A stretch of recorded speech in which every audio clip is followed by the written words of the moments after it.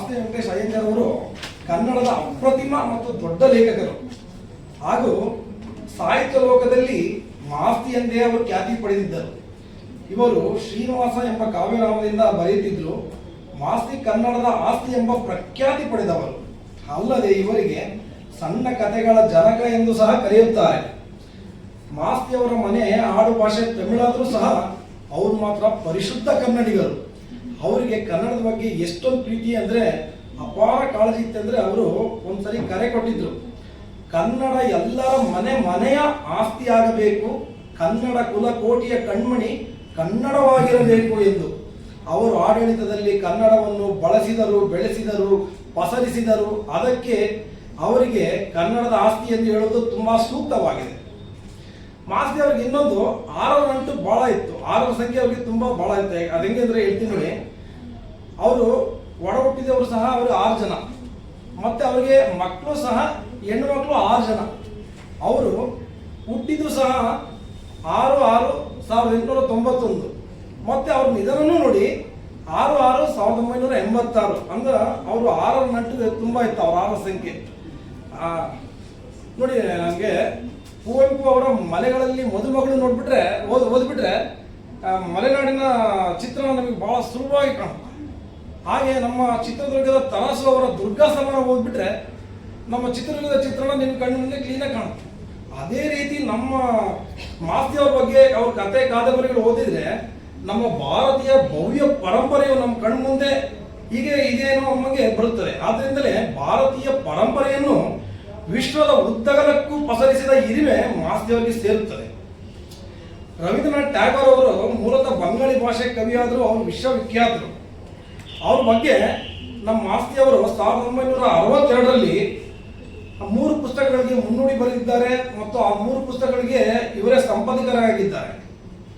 ಕೋಲಾರ ಜಿಲ್ಲೆಯ ಮಾಲೂರು ತಾಲೂಕಿನ ಮಾಸ್ತಿ ಎಂಬ ಗ್ರಾಮದಲ್ಲಿ ಜನಿಸಿದ ಮಾಸ್ತಿ ವೆಂಕಟೇಶ್ ಅಯ್ಯಂಗಾರ್ ಅವರು ಮನೆತನ ಒಂದು ಕಾಲಕ್ಕೆ ಬಹಳ ಶ್ರೀಮಂತವಾಗಿತ್ತು. ಆದರೆ ಈ ಮಾಸ್ತಿ ಅವರು ಹುಟ್ಟಿದಂಥ ಸಮಯದಲ್ಲಿ ತುಂಬಾ ಬಡತನವಿತ್ತು. ಹೀಗಾಗಿ ಅವ್ರ ಬಾಲ್ಯ ತುಂಬಾ ಕಷ್ಟದಲ್ಲಿನೇ ಕಳಿಬೇಕಾಯಿತು. ಆದ್ರೆ ಅವರು ಧೃತಿಗೆಡದೆ ವಂಗೇನಹಳ್ಳಿಯ ಶಿವಾರ ಪಟ್ಟಣದ ಪುಟ್ಟ ಶಾಲೆಯಿಂದ ಹಿಡಿದು ಬೆಂಗಳೂರಿನ ಸೆಂಟ್ರಲ್ ಕಾಲೇಜಿನಲ್ಲಿ BA ಪದವಿವರೆಗೂ ಮಾಸ್ತಿ ಅವರು ಮೊದಲ ರ್ಯಾಂಕ್ ಅನ್ನು ಬೇರೊಬ್ಬರಿಗೆ ಬಿಟ್ಟು ಕೊಟ್ಟಿರಲಿಲ್ಲ. ಮುಂದೆ ಮದ್ರಾಸ್ ಯೂನಿವರ್ಸಿಟಿಯಲ್ಲಿ ಇಂಗ್ಲಿಷ್ MA ಮಾಡುವಾಗ ಚಿನ್ನದ ಪದಕ ಪಡಿತಾರೆ. ಮತ್ತೆ ಅಲ್ಲೇ ಅವರು ಪ್ರೆಸಿಡೆನ್ಸಿ ಕಾಲೇಜಿನಲ್ಲಿ ಉಪನ್ಯಾಸಕರಾಗಿ ಸ್ವಲ್ಪ ಕಾಲವನ್ನು ಕೆಲಸ ಮಾಡ್ತಾರೆ. ನಂತರ ಮೈಸೂರಿಗೆ ಬಂದು ಸಿವಿಲ್ ಸರ್ವಿಸ್ ಪರೀಕ್ಷೆ ಬರೆದು ಪಾಸ್ ಆಗಿ 1914ರಲ್ಲಿ ಅಸಿಸ್ಟೆಂಟ್ ಕಮಿಷನರ್ ಹುದ್ದೆಯನ್ನು ಅಲಂಕರಿಸುತ್ತಾರೆ. ಮಾಸ್ತಿ ಅವರಿಗೆ ತಾವು ಇಂಗ್ಲಿಷ್ ನಲ್ಲಿನೇ ಬರೆದು ದೊಡ್ಡ ಹೆಸರು ಮಾಡಬೇಕೆಂಬ ಆಸೆ ತುಂಬಾ ಇತ್ತು. ಆದ್ರೆ ಅವರು ಕನ್ನಡದಲ್ಲಿಯೇ ಬರೆಯಬೇಕು ಅನ್ನೋ ಒಂದು ಪ್ರೇರಣೆ ಆಗಿದ್ದು ಒಂದು ದೊಡ್ಡ ಸನ್ನಿವೇಶ. ಅದನ್ನ ಇಲ್ಲಿ ಸ್ಮರಿಸಲೇಬೇಕು. ಒಬ್ಬ ಕೋಲಾರದ ಮಲ್ಲಸಂದ್ರಾಮ ಊರಿಗೆ ಜಮಾಬಂದಿಗೆ ಹೋಗಿರ್ತಾರೆ. ಅಲ್ಲಿ ಒಬ್ಬ ಕಂದಾಯ ಕಟ್ಟದಂತ ಒಬ್ಬ ರೈತನನ್ನು ನಿಲ್ಲಿಸಿ, ಅಲ್ಲಯ್ಯ ನಿನಗೆ ಸರ್ಕಾರದ ರೂಲ್ಸ್ ಗೊತ್ತಿದೆಯೋ ಗೊತ್ತಿಲ್ಲವೋ, ಕಂದಾಯ ಕಟ್ಟದೆ ಓಡಾಡ್ತಿದೆಯಲ್ಲಯ್ಯ, ಮೊದಲು ರೂಲ್ಸ್ ತಿಳ್ಕೊಳ್ಳಯ್ಯ ಅಂತ ಹೇಳ್ತಾರೆ.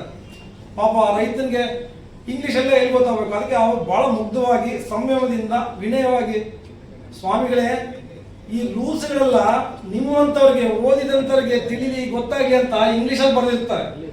ಆದರೆ ನಮ್ಮಂತ ಕನ್ನಡದಲ್ಲಿ ಬರ್ತಿದ್ರೆ ಸ್ವಾಮಿ ನಾವು ಸ್ವಲ್ಪ ಕಲಿತಿದ್ವಿ ಅಂತ ಹೇಳ್ತಾರೆ. ಅವಾಗ ನಮ್ಮ ಮಾಸ್ತಿ ಅವರಿಗೆ ತುಂಬಾ ಮನಸ್ಸಿಗೆ ಇದಾಗುತ್ತೆ. ಇನ್ಮೇಲೆ ನಾನು ಬರೆದ್ರೆ ಕನ್ನಡದಲ್ಲೇ ಬರೀಬೇಕು, ಎಲ್ಲರಿಗೂ ಅರ್ಥ ಆಗಿರ್ಬೇಕು, ಸರಳವಾಗಿರ್ಬೇಕು ಅಂತಂದು ಅವರು ಕನ್ನಡದಲ್ಲೇ ಬರೀತಾರೆ. ಆ ನಂತರ ಅವರು ತಮ್ಮ ಅಧಿಕಾರ ಅವಧಿಯಲ್ಲಿಯೂ ಸಹ ಎಲ್ಲ ಕನ್ನಡದಲ್ಲಿನೇ ಅವರು ಬರೆದು ಕನ್ನಡವನ್ನ ಇದರಲ್ಲಿ ಅಳವಡಿಸ್ಕೊಂಡು ನಮ್ಮ ಕನ್ನಡದಲ್ಲಿ ಅವರು ಬರೆದು ಕನ್ನಡದ ಆಸ್ತಿ ಆಗ್ತಾರೆ ನಮ್ಮ ಮಾಸ್ತಿ ಅವರು. ನೋಡಿ, ಮೊದಲು ಮಧುಗಿರಿ ತಾಲೂಕು ಮಧುಗಿರಿ ಆಗಿರಲಿಲ್ಲ. ಅಂತ ಜಾಗಕ್ಕೆ ಅವರು ಸಬ್ ಡಿವಿಷನ್ ಆಫೀಸರ್ ಆಗಿ 1923ರಲ್ಲಿ ಬರ್ತಾರೆ. ಅವಾಗ ಊರಿನ ಹೆಸರು ಮದ್ದಗಿರಿ ಎಂದಿರುತ್ತದೆ. ಆ ಮದ್ದಗಿರಿ ಎಂಬ ಹೆಸರನ್ನ ಮಧುಗಿರಿ ಎಂದು ಮಾಡಿದಂತ ಕೀರ್ತಿ ನಮ್ಮ ಮಾಸ್ತಿ ಅವರಿಗೆ ಸಲ್ಲುತ್ತೆ. ಮಾಸ್ತಿ ಅವರ ಮೊದಲ ಕತೆ ರಂಗನ ಮದುವೆ ಪ್ರಕಟವಾಗಿದ್ದು 1910ರಲ್ಲಿ ಮತ್ತು 1985ರಲ್ಲಿ ಅವರ ಕೊನೆಯ ಕೃತಿ ಮಾತುಗಾರ ರಂಗಣ್ಣ ಆಗಿರುತ್ತದೆ. ಮಾಸ್ತಿ ಅವರ ಸಾಹಿತ್ಯ ಕೃಷಿ ಭಾರತೀಯ ಪರಂಪರೆಯ ಚಹರೆಯನ್ನು ಹಿಮಾಲಯದ ಎತ್ತರಕ್ಕೆ ಕೊಂಡೊಯ್ಯುತ್ತದೆ. ಅವರು ಬರೆದ ಸುಮಾರು 126 ಕೃತಿಗಳು ಕೂಡ ಸಾಹಿತ್ಯ ಮತ್ತು ಸಂಸ್ಕೃತಿಗೆ ಜಗತ್ತಿಗೆ ಭತ್ತದ ಗಂಗೆಯಾಗಿ ಸದಾ ಕಾಲವೂ ಪ್ರವಹಿಸುವ ಜ್ಞಾನಧಾರಿಯಾಗಿದೆ. ಮಾಸ್ತಿಯವರ ಸಾಹಿತ್ಯದ ಎಲ್ಲಾ ಪ್ರಕಾರಗಳಲ್ಲಿಯೂ ಅಪ್ರತಿಮ ವಿದ್ವತ್ವನ್ನು ಹೊಂದಿದ್ರು. ಸಣ್ಣ ಕಥೆಗಳಾಗಿರ್ಬೋದು, ವೈಚಾರಿಕ ಬರಹ, ಕಾದಂಬರಿಗಳು, ಬಾನುಲಿ ನಾಟಕಗಳು, ಕಾಕನಕೋಟೆ ನಾಟಕ, ಟ್ಯಾಗೋರರ ಚಿತ್ರಾಂಗದ ನಾಟಕದ ಅನುವಾದ, ಕಾಳಿದಾಸದಂತ ನಾಟಕ, ಶ್ರೀರಾಮ ಪಟ್ಟಾಭಿಷೇಕದಂತ ಕಥನ ಕಾವ್ಯ, ಭಾವ ಎಂಬ ತಮ್ಮ ಆತ್ಮಚರಿತ್ರೆಯ 3 ಸಂಪುಟಗಳು, ರಾಮಕೃಷ್ಣಾಂಸದ ಜೀವನ ಚರಿತ್ರೆ, ಗೀತ ನಾಟಕ, ಪ್ರಬಂಧಗಳು, ಅನುವಾದಗಳು, ಮುನ್ನುಡಿಗಳು, ಪತ್ರಗಳು, ಸಂಗ್ರಹ, ಉಪನ್ಯಾಸ, ಪತ್ರಿಕೋದ್ಯಮ, ಹೀಗೆ ಮಾಸ್ತಿಯವರ ಸಾಹಿತ್ಯ ಕೃಷಿ ಲೆಕ್ಕಕ್ಕೆ ಸಿಗದಷ್ಟು.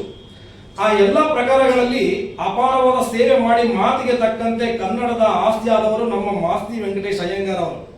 ಇವರ ಕಥೆಗಳ ವಿಶೇಷತೆ ಅಂದ್ರೆ ಮುಖ್ಯವಾಗಿ ಗ್ರಾಮೀಣ ಸೊಗಡು, ಗ್ರಾಮೀಣ ಅನುಭವವನ್ನು ದಟ್ಟವಾಗಿ ಕಾಣಬಹುದು. ಜಾನಪದದ ಬಗ್ಗೆ ಮಾಸ್ತಿಯವರಿಗೆ ತುಂಬಾ ಆಸಕ್ತಿ, ಅದನ್ನೆಲ್ಲ ತಮ್ಮ ಕಥೆಗಳಲ್ಲಿ ಕಟ್ಟಿಕೊಟ್ಟಿದ್ದಾರೆ. ಅವರ ಕಥೆಗಳು ತುಂಬಾ ಸರಳ ಮತ್ತು ಸುಂದರ ಪದಪುಂಜಗಳಿಂದ ಓದುಗರಿಗೆ ಉತ್ಸಾಹ ಮೂಡಿಸುತ್ತಿದ್ದವು. ಅವರು ಬಳಸುತ್ತಿದ್ದ ಶಬ್ದಗಳಿಗೆ ಯಾವುದೇ ಡಿಕ್ಷನರಿ ಬೇಕಿರಲಿಲ್ಲ ನೋಡಿ. ಸಾಮಾನ್ಯರು ಸಹ ಸುಲಭವಾಗಿ ಓದುವಂತೆ ಸರಳವಾಗಿ ಬರೀತಿದ್ರು ಅವರು. ಮಾಸ್ತಿಯವರ ಕಥೆಗಳ ವಿಶೇಷತೆ ಬಗ್ಗೆ ನಮ್ಮ ಯುವ ಅನಂತಮೂರ್ತಿ ಅವರು ಈ ತರ ಹೇಳ್ತಾರೆ. ಮಾಸ್ತಿಯವರ ಕಥೆಗಳನ್ನ ಒಬ್ಬ ಅಜ್ಜ ಮತ್ತೆ ಅವ್ರ ಮೊಮ್ಮಗ ಒಟ್ಟಿಗೆ ಕುಳಿತು ಓದಿ ಆನಂದಿಸಬಹುದು. ಯಾಕಂದ್ರೆ ಅದರಲ್ಲಿ ಅವರ ಕಥೆಗಳಲ್ಲಿ ಯಾವುದೇ ಸಭ್ಯತೆ ಮೀರಿದ ಅಶ್ಲೀಲ ಎನಿಸುವಂತ ಯಾವುದೇ ಸನ್ನಿವೇಶಗಳಾಗಲಿ ಶಬ್ದಗಳಾಗಲಿ ಬರುತ್ತಿರಲಿಲ್ಲ. ಮಾಸ್ತಿಯವರ ಕಥೆಗಳು ಅಪ್ಪಟವಾದ ದೇಶಿ ಕಥೆಗಳಾಗಿದ್ದು, ವಿಶೇಷವೆಂದರೆ ಅವರ ಕಥೆಗಳಲ್ಲಿ ಯಾವುದೇ ಬೌದ್ಧಿಕತೆಯ ಪ್ರದರ್ಶನ ಇರುತ್ತಿರಲಿಲ್ಲ. ಎಲ್ಲವೂ ಜನಪದವೇ ಆಗಿರುತ್ತಿತ್ತು. ಸಣ್ಣ ಕಥೆಗಳ ಮೂಲಕ ಕನ್ನಡ ಸಾಹಿತ್ಯ ಜಗತ್ತಿನ ಅತ್ಯಂತ ಪ್ರಖರತೆಯನ್ನು ತಂದುಕೊಟ್ಟ ಧೀಶಕ್ತಿ ಮಾಸ್ತಿಯವರದ್ದು. ಅವರ ಸಣ್ಣ ಕಥೆಯನ್ನು ಹೊರತುಪಡಿಸಿ ಇತರೆ ಸಾಹಿತ್ಯದ ಬಗ್ಗೆ ಮಾತಾಡಬೇಕಂದ್ರೆ ಅವರ ಕಾಕನಕೋಟೆ ನಾಟಕವನ್ನು ಮರೆಯಲು ಸಾಧ್ಯವೇ ಇಲ್ಲ ನೋಡಿ. ಯಾಕಂದ್ರೆ ಅದು ನಮ್ಮ ಕನ್ನಡ ರಂಗಭೂಮಿಯಲ್ಲಿ ಅತಿ ಹೆಚ್ಚು ಯಶಸ್ವಿ ನಾಟಕಗಳೊಂದು ಅದು. ಇನ್ನು ಚನ್ನಬಸವ ನಾಯಕ ಮತ್ತು ಚಿಗವೀರ ರಾಜೇಂದ್ರ ಕಾದಂಬರಿಗಳನ್ನು ಮರೆಯಲಾಗುವುದಿಲ್ಲ. 1956ರಲ್ಲಿ ಪ್ರಕಟವಾದ ಚಿಗವೀರ ರಾಜೇಂದ್ರ ಕಾದಂಬರಿಗೆ 1983ರಲ್ಲಿ ಜ್ಞಾನಪೀಠ ಪ್ರಶಸ್ತಿ ಲಭಿಸುತ್ತದೆ. ಇದು ಕನ್ನಡಕ್ಕೆ ದಕ್ಕಿದ 4ನೇ ಜ್ಞಾನಪೀಠ ಪ್ರಶಸ್ತಿ. ಈ ಪ್ರಶಸ್ತಿ ಬಂದಾಗ ಮಾಸ್ತಿಯವರನ್ನ ಕೆಲವು ಜನಗಳು ಸುಮ್ಮನೆ ಗೇಲಿ ಮಾಡ್ತಾರೆ. ಅಲ್ಲ, ಏನ್ರಿ ಮಾಸ್ತಿಯವರೇ, ನಿಮಗಿಂತ ಚಿಕ್ಕವರು ಆಲ್ರೆಡಿ 3 ತಗೊಂಡ್ಬಿಟ್ರಲ್ರಿ, ನಿಮ್ಗೆ ಈಗ ಬಂದಿದೆ, ನಿಮ್ಗೇನು ಅನ್ನಿಸ್ತಿಲ್ವೇನ್ರಿ ಅಂತಾರೆ. ಆಗ ಮಾಸ್ತಿಯವರು ಅವ್ರಿಗ ಎಷ್ಟು ಚೆನ್ನಾಗಿ ಹೇಳ್ತಾರೆ ಅಂದ್ರೆ, ಅಲ್ರಯ್ಯ, ಮೊದಲು ಸಿಹಿ ಅಡಿಗೆ ಮಾಡಿದ್ರೆ ಮನೆಗೆ ಯಾರಿಗೆ ಕೊಡ್ತಾರೆ? ಕಿರಿಯರಿಗೆ ಕೊಡ್ಬೇಕಂಡ್ರಯ್ಯ. ಮೊದಲು ಕಿರಿಯರಿಗೆ ದಕ್ಕಿದ್ದು ಒಳ್ಳೇದಾಯ್ತು, ನಮಗೆ ಆರಾಮ ಸಿಗ್ಲಿ ಬಿಡಿ, ನನಗೆ ಇಲ್ಲದ ದುಃಖ ನಿಮಗೆ ಯಾಕ್ರಯ್ಯ ಅಂತ ನಾವು ಅವ್ರಿಗೆ ಹೇಳಿದಂತರಿಗೆ ಬಾಯಿ ಮುಚ್ಚಿಸ್ತಾರೆ. ಅದು ಚೆನ್ನಾಗಿದೆ. ತಾವು ಸರ್ಕಾರಿ ಅಧಿಕಾರಿಯಾಗಿದ್ದಾಗ ಕನ್ನಡದ ಅನೇಕ ಸಾಹಿತಿಗಳಿಗೆ ಧನ ಸಹಾಯ ಮತ್ತು ಹಲವು ರೀತಿಯ ಸಹಾಯ ಮಾಡುವ ಮೂಲಕ ಕನ್ನಡ ಸಾಹಿತಿಗಳನ್ನು ಬೆಳೆಸಿದ್ದಾರೆ. ಅಷ್ಟೇ ಅಲ್ಲದೆ ಒಮ್ಮೆ ಜಿ.ಪಿ. ರಾಜರತ್ನಂ ಅವರು ತುಂಬಾ ಕಷ್ಟದಲ್ಲಿರುವಾಗ ಅವರನ್ನು ತಮ್ಮ ಜೊತೆ ಇರಿಸಿಕೊಂಡು ಅವರ ಮನೆಯಲ್ಲಿಯೇ ಸಾಹಿತ್ಯ ರಚಿಸುವಂತೆ ಅವರಿಗೆ ಆಶ್ರಯ ನೀಡಿದರು ಮತ್ತು ಧನ ಸಹಾಯ ಕೂಡ ಮಾಡಿದವರು ನಮ್ಮ ಮಾಸ್ತಿ ವೆಂಕಟೇಶ್ ಅಯ್ಯಂಗಾರ್ ಅವರು. ಮಾಸ್ತಿ ಅವರು 1943ರಲ್ಲಿ ಸರ್ಕಾರಿ ಸೇವೆಯಿಂದ ಸ್ವಯಂ ನಿವೃತ್ತಿ ಪಡೆದು 1944ರಿಂದ 1965ರವರೆಗೂ ಈ ಜೀವನ ಎಂಬ ಪತ್ರಿಕೆಯನ್ನು ನಡೆಸಿಕೊಂಡು ಹೋಗುತ್ತಾರೆ. ಅದಕ್ಕೂ ಮೊದಲು ಈ ಜೀವನ ಪತ್ರಿಕೆಯನ್ನು ದಾರ ಬೇಂದ್ರೆ ಮತ್ತು ವಿ.ಕೃ. ಗೋಕಾಕ್ ಅವರು ನಡೆಸುತ್ತಿರುತ್ತಾರೆ. ಅವರು ಮಾಸ್ತಿ ವ್ಯಕ್ತಿತ್ವ ಸಾಹಿತ್ಯದ ಕುರಿತ ವಿಶೇಷವಾದ ಸಂಚಿಕೆ ಕೂಡ ಪ್ರಕಟಿಸಿರುತ್ತಾರೆ. ಹಿರಿಯ ವಿದ್ವಾಂಸರಾದ ಡಾಕ್ಟರ್ ಎಂ ಚಿದಾನಮೂರ್ತಿ ಅವರು ಮಾಸ್ತಿ ಅವರ ಜ್ಞಾನಪೀಠ ಪ್ರಶಸ್ತಿ ಪಡೆದ ಚಿಕ್ಕವೀರ ರಾಜೇಂದ್ರ ಕೃತಿಗೆ ಬರೆದ ಮುನ್ನುಡಿಯಲ್ಲಿ ಮಾಸ್ತಿ ಅವರಂತೂ ತಮ್ಮ ಸಂಸ್ಕೃತಿಯ ಮಣ್ಣಲ್ಲಿ ಬೇರು ಬಿಟ್ಟು ತಮ್ಮ ವ್ಯಕ್ತಿತ್ವದ ಕೊಂಬೆಗಳನ್ನು 10 ಕಡೆ ಚಾಚಿದ ಒಂದು ಮಹಾಚೇತನ ಎಂಬುದಾಗಿ ಉಲ್ಲೇಖಿಸುತ್ತಾರೆ. ಕನ್ನಡದಲ್ಲಿ ಇಷ್ಟೊಂದು ಅಗಾಧವಾದ ಸಾಧನೆ ಮಾಡಿದ ಮಾಸ್ತಿ ಅವರಿಗೆ ಅನೇಕ ಪ್ರಶಸ್ತಿಗಳು, ಪುರಸ್ಕಾರಗಳು ಸಹ ಬಂದಿವೆ. ಮೈಸೂರು ವಿಶ್ವವಿದ್ಯಾಲಯದಿಂದ ಡಿ.ಲಿಟ್ ಪ್ರಶಸ್ತಿ, ಕರ್ನಾಟಕ ವಿಶ್ವವಿದ್ಯಾಲಯದಿಂದ ಡಿ.ಲಿಟ್ ಪ್ರಶಸ್ತಿ, 1929ರಲ್ಲಿ ಬೆಳಗಾವಿಯಲ್ಲಿ ನಡೆದ ಕನ್ನಡ ಸಾಹಿತ್ಯ ಸಮ್ಮೇಳನದ ಅಧ್ಯಕ್ಷತೆ, ಕೇಂದ್ರ ಸಾಹಿತ್ಯ ಅಕಾಡೆಮಿ ಪ್ರಶಸ್ತಿ, ಕನ್ನಡ ಸಾಹಿತ್ಯ ಪರಿಷತ್ತು ಅಧ್ಯಕ್ಷರಾಗಿದ್ದವರು, ಕರ್ನಾಟಕ ವಿಶ್ವವಿದ್ಯಾಲಯದಿಂದ ಗೌರವ ಡಾಕ್ಟರೇಟ್ ಬಂತು, ಮೈಸೂರು ಮಹಾರಾಜರಿಂದ ರಾಜ ಸೇವಾ ಪ್ರಸಕ್ತ ಎಂಬ ಬಿರುದು ಬಂತು, 1983ರಲ್ಲಿ ಜ್ಞಾನಪೀಠ ಪ್ರಶಸ್ತಿ ಬಂತು. ಇವು ಮಾಸ್ತಿ ಅವರ ಸಾಧನೆಗೆ ದಕ್ಕಿದ ಗರಿಗಳು. ಇಂಥ ಮಾಸ್ತಿ ಅವರು 1986ರ ಜೂನ್ 6ರಂದು ತಮ್ಮ 95ನೇ ವರ್ಷದ ಅವಧಿಯಲ್ಲಿ ನಿಧನರಾಗುತ್ತಾರೆ. ಆದ್ರೆ ನೋಡಿ, ಅದು ಮಧ್ಯರಾತ್ರಿ ಆಗಿದ್ರಿಂದ ಅದನ್ನ ನಾವು 6ನೇ ತಾರೀಕು ಅಂತ ಆದ್ರೂ ಅನ್ಬೋದು, ಅದು ಬೆಳಿಗ್ಗೆ 7ನೇ ತಾರೀಕು ಅಂತ ಆದ್ರೂ ಅನ್ಬೋದು, ಬೆಳಿಗ್ಗೆ 7ನೇ ತಾರೀಕಿನ ಮುಂಜಾನೆ ಕೂಡ ಅಂತ ಆದ್ರೂ ಅನ್ಬೋದು. ಆದ್ರೆ ಅದನ್ನ ನಾವೆಲ್ಲ ಅನ್ನೋದು 6ನೇ ತಾರೀಕಿಗೆ ತಿಳ್ಕೊಂಡೋಗಿದ್ದು ಅಂತ ಹೇಳ್ತೀವಿ. ಅವರು ಜೀವನದುದ್ದಕ್ಕೂ ಶಿಸ್ತು, ಸಮಯ ಪ್ರಜ್ಞೆ, ಕಷ್ಟಪಟ್ಟು ದುಡಿಯೋ ಮಾರ್ಗಗಳನ್ನು ಮೈಗೂಡಿಸಿಕೊಂಡಿದ್ರು. ಅವು ನಮಗೆಲ್ಲ ಸ್ಫೂರ್ತಿ ಆಗಬೇಕು.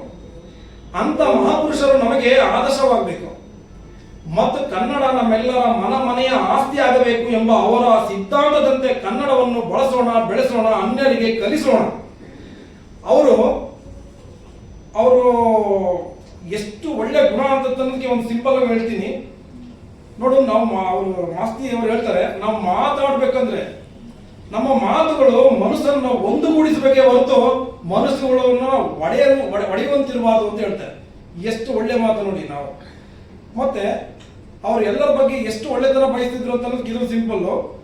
ಬೇರೊಬ್ಬರ ಶ್ರೇಯಸ್ಸನ್ನು ಎಷ್ಟು ಹೆಚ್ಚಾಗಿ ನೀನು ಬಯಸುತ್ತೀಯೋ ಅಷ್ಟರ ಮಟ್ಟಿಗೆ ನಿನ್ನ ಬಾಳು ಸಹ ಸಾರ್ಥಕವಾಗುತ್ತದೆ ಅಂತ ಹೇಳ್ತಾರೆ. ಅದು ಏನೋ ಕೋಲಾರ ಜಿಲ್ಲೆಯ ಮಾಲೂರು ತಾಲೂಕಿನ ಮಾಸ್ತಿ ಎಂಬ ಆ ಊರಿನ ಮಹಿಮೆಯೋ ಏನೋ ಕಾಣೆ. ಮಾಸ್ತಿ ವೆಂಕಟೇಶ್ ಅಯ್ಯಂಗಾರ್ ಅವರು ಸಹ ಕನ್ನಡದ ಬಗ್ಗೆ ತುಂಬಾ ಕಾಳಜಿ ಉಳ್ಳವರಾಗಿದ್ರು. ಹಾಗೆ ಅದೇ ಊರಿನವರಾದ ನಮ್ಮ ಅಚ್ಚುಮೆಚ್ಚಿನ ದೆಹಲಿ ಕರ್ನಾಟಕದ ಅಧ್ಯಕ್ಷರಾದ CM ನಾಗರಾಜ್ ಅವರು ಸಹ ಕನ್ನಡದ ಮೇಲೆ ಅಪಾರ ಪ್ರೀತಿ, ಕಾಳಜಿ ಉಳ್ಳವರಾಗಿದ್ದಾರೆ. ಮತ್ತು ಅವರು ನನ್ನದು ಕನ್ನಡ ಜಾತಿ ಎಂದು ಹೇಳುವ ಮೂಲಕ ಅವರ ಹೃದಯದಲ್ಲಿ ಕರುನಾಡ ಮಾತೆ ಭುವನೇಶ್ವರಿಯನ್ನು ಪೂಜಿಸುತ್ತಾ ಯಾವುದೇ ತಾರತಮ್ಯವಿಲ್ಲದೆ ನಮ್ಮೆಲ್ಲ ಕನ್ನಡಿಗರನ್ನು ಪ್ರೀತಿಯಿಂದ ಕಾಣುತ್ತಾ ಕನ್ನಡದ ಸೇವೆ ಮಾಡುತ್ತಾ ದೆಹಲಿ ಕನ್ನಡಿಗರ ಆಸ್ತಿಯಾಗಿದ್ದಾರೆ. ಮಾಸ್ತಿ ವೆಂಕಟೇಶ್ ಅಯ್ಯಂಗಾರ್ ಅವರ ಕುರಿತು ವಿಚಾರ ಮಂಡನೆ ಮಾಡಲು ನನಗೆ ಅವಕಾಶ ಮಾಡಿಕೊಟ್ಟ ದೆಹಲಿ ಕರ್ನಾಟಕ ಸಂಘದ ಅಧ್ಯಕ್ಷರಿಗೂ, ಪದಾಧಿಕಾರಿಗಳಿಗೂ ಮತ್ತು ತಮ್ಮೆಲ್ಲರಿಗೂ ನನ್ನ ಅನಂತ ಧನ್ಯವಾದಗಳು. ಹಿರಿಗನ್ನಡಂ ಗೆಲ್ಗೆ, ಹಿರಿಗನ್ನಡಂ ಬಾಳ್ಗೆ. Thank you. ಅದೇನೋ ಅಂತಾರಲ್ಲ, ಮನೆಯ ಹಿತ್ತಲಿನ ಮದ್ದಲ್ಲ, ಕಂಗಳಲ್ಲಿರೋ ಕೂಸು ಗೊತ್ತಿಲ್ಲ ಅಂದಂಗೆ ನಾವು ಆನ್ಲೈನಲ್ಲಿ ತಗೊಂಡ್ವಿ, ಮಾತಾಡಿದ್ವಿ, ಅವರ ಒಂದು ಅಭಿಪ್ರಾಯಗಳನ್ನು ಕೇಳಿದ್ವಿ. ಒಬ್ಬ ಪೊಲೀಸ್ ಇಲಾಖೆಯಲ್ಲಿದ್ದು ಇಷ್ಟೊಂದು ರೀತಿಯಾಗಿ ಮಾಸ್ತಿಯವರ ಬಗ್ಗೆ ಅನ್ವೇಷಣೆ ಮಾಡಿ ಸ್ಪಷ್ಟವಾಗಿ ಎಲ್ಲರಿಗೂ ಅರಿವಾಗುವ ಹಾಗೆ ಅರಿತ ರೀತಿಯಲ್ಲಿ ತಾವು ಎಲ್ಲರಿಗೂ ತಿಳಿಸಿದ್ದಕ್ಕೆ ವೆಂಕಟೇಶ್ ಅವರಿಗೆ ಧನ್ಯವಾದಗಳು. ಮಾಸ್ತಿಯವರು ಕನ್ನಡದ ಆಸ್ತಿ ಆದರೆ ನೀವು ನಮ್ಮ ಸಂಘದ ಆಸ್ತಿ ಅಂತ ನಾವು ಈಗ